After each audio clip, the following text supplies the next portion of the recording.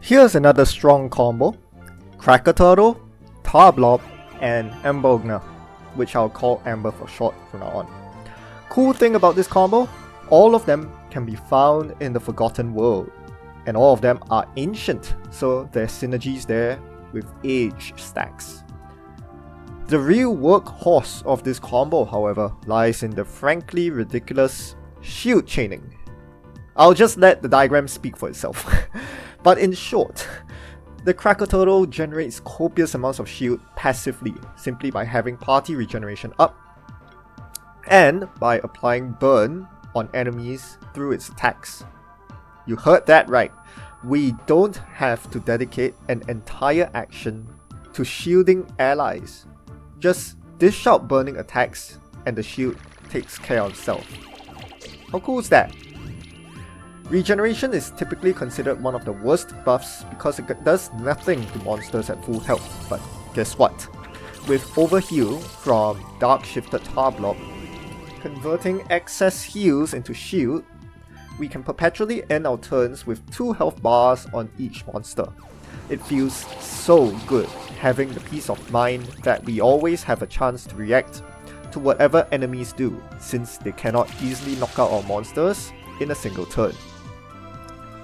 Amber is a utility mon that has ludicrous action compression too. Its signature attack, Sap Splatter, deals good damage, heals the entire party, and purges debuffs and harmful stacks, thanks to Auto Restore and Purify respectively. There's also more passives that tether down allies and enemies and buff allies.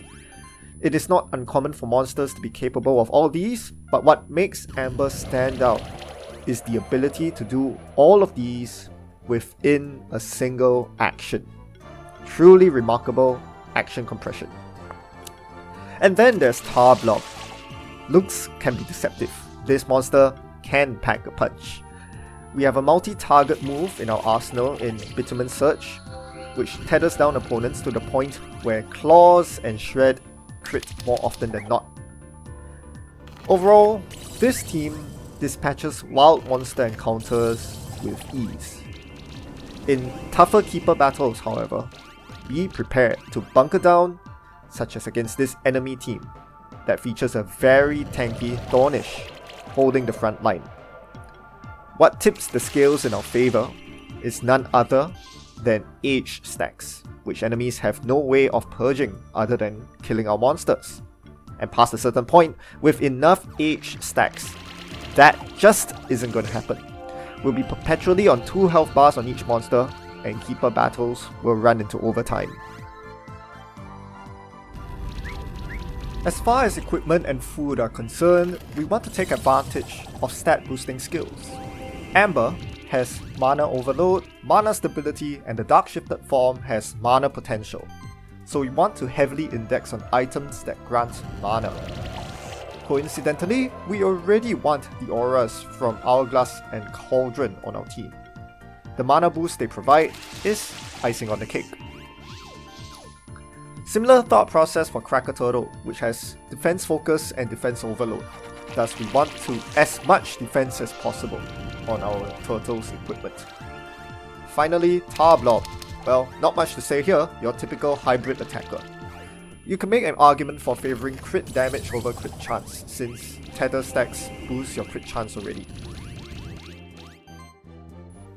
That's all I have to say about this team. It's a really strong composition that allows you to steamroll the rest of the campaign storyline once you unlock the Forgotten World and obtain these 3 monsters.